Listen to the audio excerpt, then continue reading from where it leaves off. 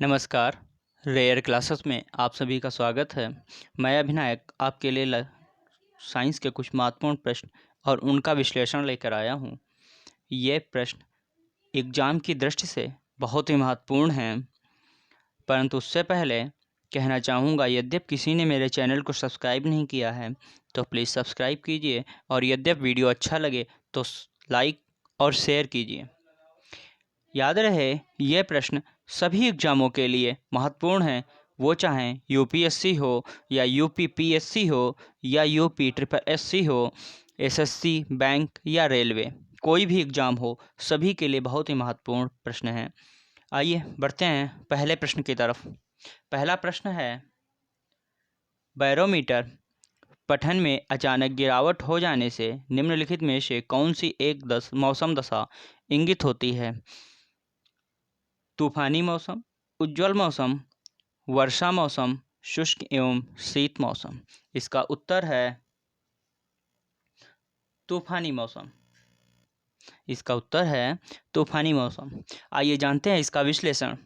याद रहे, बैरोमीटर का प्रयोग वायु दाब मापी के रूप में किया जाता है। अब बात करते हैं कि हम ये कैसे जानेंगे कि बैरोमीटर से तूफानी मौसम इंगित कर रहा है, साफ मौसम, वर्षा मौसम या सूखे मौसम की। इसमें होता है, जो रीडिंग होती है ये घटती बढ़ती है, यानी नीचे गिरती है ऊपर उठती है। जब बैरोमीटर में रीडिंग अचानक नीचे गिरे, ऐसी दशा में तूफानी मौसम को इंगित करता है। यद्यपि धीरे धीरे नीचे गिरे तो बारिश की संभावनाएं होती हैं, या फिर धीरे धीरे ऊपर उठे तो साफ मौसम की ओर इशारा करती है। यद्यपि बैरोमीटर में रीडिंग अचानक ऊपर उठ जाए तो सूखे को प्रदर्शित करती है। उम्मीद है आपको समझ में आया होगा। 4 प्रकार से प्रश्न बन सकता है, इसलिए चारों प्रकार से आपको बताया है। आइए बढ़ते हैं अगले प्रश्न की तरफ।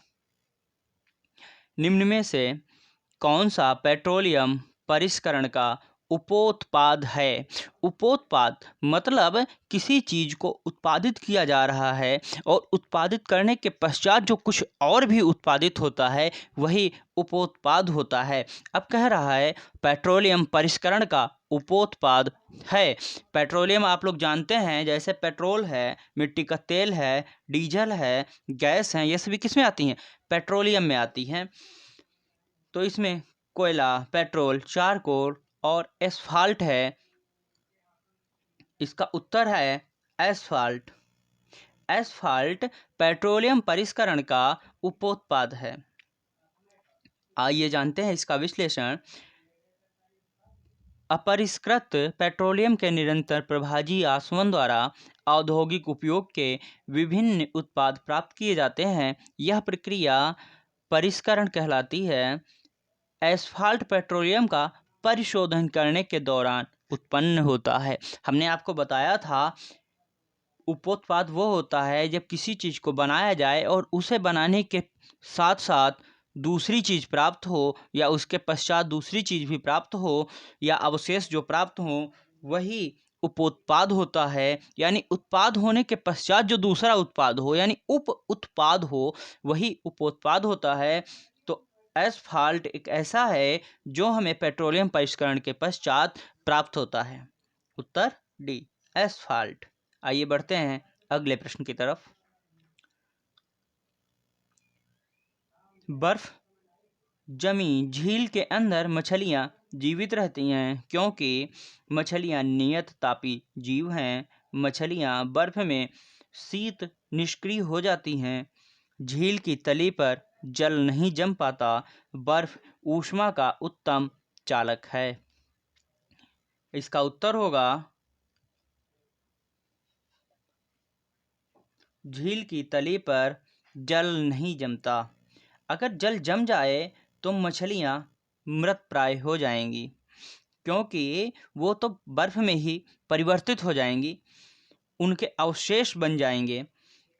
परंतु झील की तली जो 4 डिग्री सेल्सियस तक जल रहता है, इसी बदौलत झील के तली का जल नहीं जमता।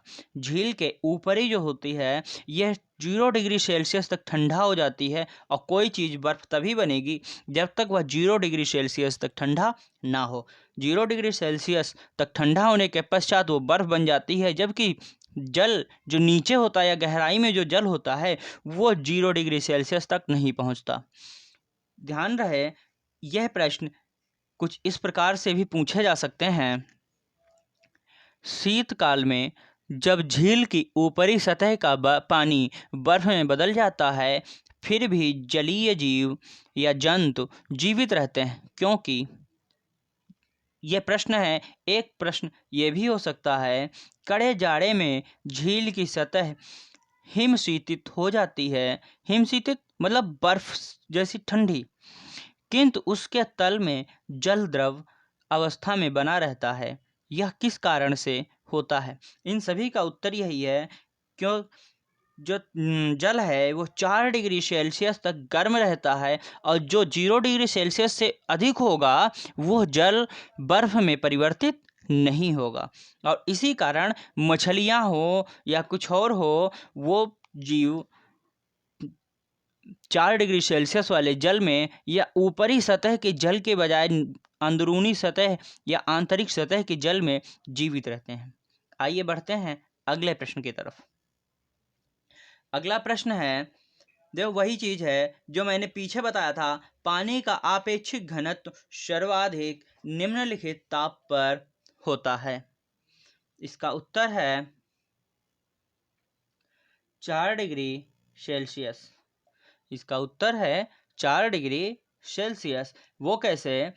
देखो, जिसका घनत्व जो अगर 0 डिग्री सेल्सियस हो जाएगा तो इसका घनत्व नगण्य हो जाएगा, परंतु अब 50 डिग्री सेल्सियस है, 100 डिग्री सेल्सियस है, इन पर 50 डिग्री सेल्सियस पर जल इतना गर्म हो जाता है कि उसे हम छू नहीं सकते।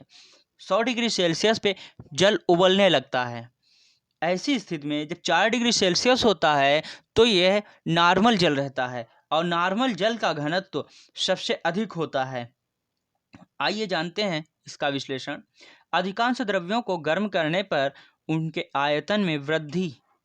ध्यान दें कि द्रव्यों को जब गर्म करते हैं तो उनके आयतन में वृद्धि, परंतु घनत्व में कमी हो जाती है। जब द्रव को गर्म करेंगे तो आयतन तो बढ़ जाएगा, परंतु घनत्व में कमी हो जाएगी। तो यहाँ पर सर्वाधिक घनत्व की बात कर रहा है। 50 डिग्री सेल्सियस अगर हम किसी जल को गर्म करेंगे तो काफ़ी मात्रा में गर्म हो जाएगा, इसलिए उसका घनत्व कम हो जाएगा। हाँ, आयतन अवश्य बढ़ जाएगा। पानी का व्यवहार 0 डिग्री सेल्सियस से 4 डिग्री सेल्सियस के बीच ठीक उल्टा होता है। याद रहे, 0 से 4 डिग्री सेल्सियस के बीच जो जल का व्यवहार है, वाटर नेचर है, यह उल्टा होता है, क्योंकि किसी पात्र में 0 डिग्री से सेल्सियस पर पानी को लेकर गर्म किया जाए तो 0 डिग्री सेल्सियस से 4 डिग्री सेल्सियस तक आयतन घटता है। याद रहे, आयतन अगर आ रहा है कि आयतन कम कब होगा, जब 0 से 4 डिग्री सेल्सियस तक किसी जल को गर्म किया जाए तो आयतन घटेगा, परंतु घनत्व बढ़ता है। वहीं पर जब अधिक गर्म करते हैं तो आयतन बढ़ेगा और घनत्व घट जाएगा। जैसे 50 डिग्री या 100 डिग्री सेल्सियस हम गर्म करते हैं तो आयतन बढ़ेगा, परंतु घनत्व घट जाएगा। उम्मीद है आपको समझ में आया होगा। आइए बढ़ते हैं अगले प्रश्न की तरफ।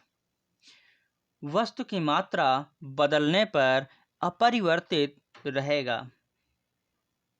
आयतन, द्रव्यमान, भार, घनत्व। इसका उत्तर है घनत्व। वस्तु की मात्रा बदलने पर, वस्तु की मात्रा बदल रहे हैं ना, जैसे कोई भी छोटा सा टुकड़ा ले लो, कोई लौह अयस्क ले लो, अगर हम उस लौह अयस्क को बीच से काटें या कितने भी छोटे छोटे टुकड़े करें तो क्या लौह अयस्क का घनत्व कम हो जाएगा? नहीं, उसका भार कम हो जाएगा, आयतन कम हो जाएगा, द्रव्यमान कम हो जाएगा, लेकिन घनत्व वही रहेगा। जो जैसे पृथ्वी है, पृथ्वी पूरी पृथ्वी का 5.3 ग्राम घनत्व है पर सेंटीमीटर घनत्व है, उसी हिसाब से यद्यपि केवल अमेरिका का घनत्व लिया जाए तो क्या वो अधिक होगा या कम होगा? नहीं, पूरी पृथ्वी का घनत्व समान रहेगा। घनत्व एक औसत लिया जाता है, उस हिसाब से ये पूरा समान रहता है। जैसे वस्तु का घनत्व उसके द्रव्यमान तथा आयतन के अनुपात पर निर्भर करता है। घनत्व उसके द्रव्यमान तथा आयतन पर निर्भर करता है। याद रहे हमने भी बताया कि किसी भी वस्तु को ले लें जिसका हमें पहले से घनत्व ज्ञात हो, उसके कई टुकड़े कर दें, फिर उसके घनत्व को हम ज्ञात करें, तो जब उसका हम द्रव्यमान लेंगे और आयतन लेंगे तो घनत्व हमें वही प्राप्त होगा जो घनत्व हमने पूरे टुकड़े के द्वारा लिया था। आइए बढ़ते हैं अगले प्रश्न की तरफ। एक सुई पानी में डूब जाती है जब लोहे से बना जहाज पानी पर तैरता है, क्योंकि? याद रहे कह रहा है एक सुई पानी में डूब जाती है जबकि लोहे से बना जहाज पानी पर तैरता है, क्योंकि सुई की नोक नुकीली होती है, जहाज सपाट होता है, जहाज एक शक्तिशाली इंजन द्वारा चलाया जाता है, सुई का आपेक्षिक घनत्व उसके द्वारा हटाए हुए पानी के आपेक्षिक घनत्व से अधिक होता है। आइए जानते हैं इसका उत्तर। इसका उत्तर है डी, अर्थात सुई का आपेक्षिक घनत्व उसके द्वारा हटाए हुए पानी के आपेक्षिक घनत्व से अधिक होता है। आइए जानते हैं इसका विश्लेषण। किसी वस्तु का आपेक्षिक घनत्व उस वस्तु के भार तथा उस वस्तु द्वारा हटाए गए जल के भार के अनुपात को दर्शाता है। शुद्ध जल का आपेक्षिक घनत्व 1 होता है। याद रखना, कुछ प्रश्न आ सकता है कि शुद्ध जल का आपेक्षिक घनत्व होता है, कितना होता है? 1 होता है। वे वस्तुएं जिनका आपेक्षिक घनत्व 1 से कम होता है वह तैरती हैं, जबकि जिन वस्तुओं का आपेक्षिक घनत्व 1 से अधिक होता है वे जल में डूब जाती हैं। अब याद रखना कि शुद्ध जल का आपेक्षिक घनत्व 1 होता है। अब वही तैरेंगी जिनका जल से घनत्व कम होगा। अगर 1 से अधिक घनत्व है वो स्वतः डूब जाएंगी, और जिनका 1 से कम है वो तैरती रहेंगी। इसके प्रश्न और भी तरीके से बन सकते हैं, जैसे लोहे की कील पारे पर क्यों तैरती है जबकि वह पानी में डूब जाती है? वही चीज है, क्या है? घनत्व का। यहाँ भी घनत्व ही है कि घनत्व के कारण लोहे की कील पारे पर तैरती है, क्योंकि पारे का घनत्व लोहे के घनत्व से अधिक होता है, जबकि लोहे का घनत्व पानी के घनत्व से अधिक होता है, तो पानी में डूब जाती है और पारे पर तैरती है। यही प्रश्न हो सकता है कि लोहे की सुई पानी की सतह पर तैरती है। यहाँ कारण पूछा जा सकता है, तो कारण याद रखना, कारण हो सकता है पृष्ठ तनाव। पृष्ठ तनाव क्या होता है? अपने आप को छोटे में सीमित कर लेना। एक छोटी जितनी जगह चाहिए थी उसकी अपेक्षा कम जगह में स्वयं को स्थित कर लेना। आइए बढ़ते हैं अगले प्रश्न की तरफ। एक बार हिना गुब्बारे में 200 ग्राम जल भरा है, इस काजल में भरा होगा। एक बार हिना, याद रखना यहाँ पर प्रश्न गलत हो गया है, सॉरी।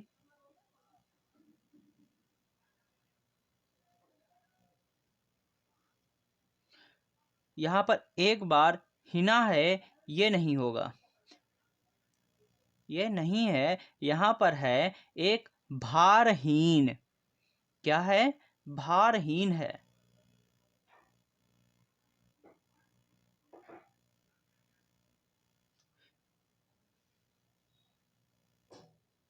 ये भारहीन है। गुब्बारे में 200 ग्राम जल भरा है, इसका जल में भार होगा।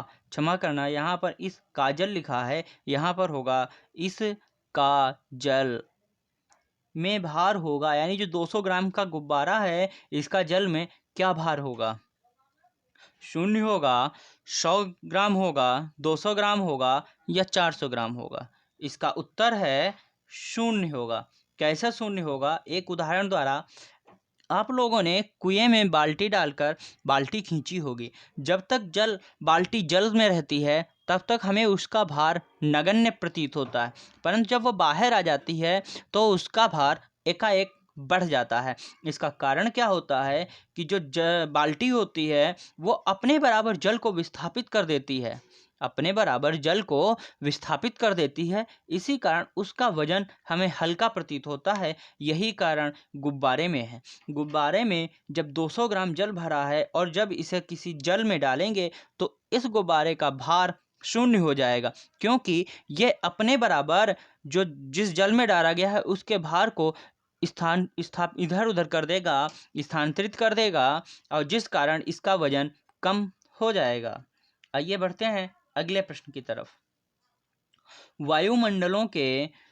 बादलों के वायुमंडल में तैरने का कारण है उसका कम। क्या चीज कम होना?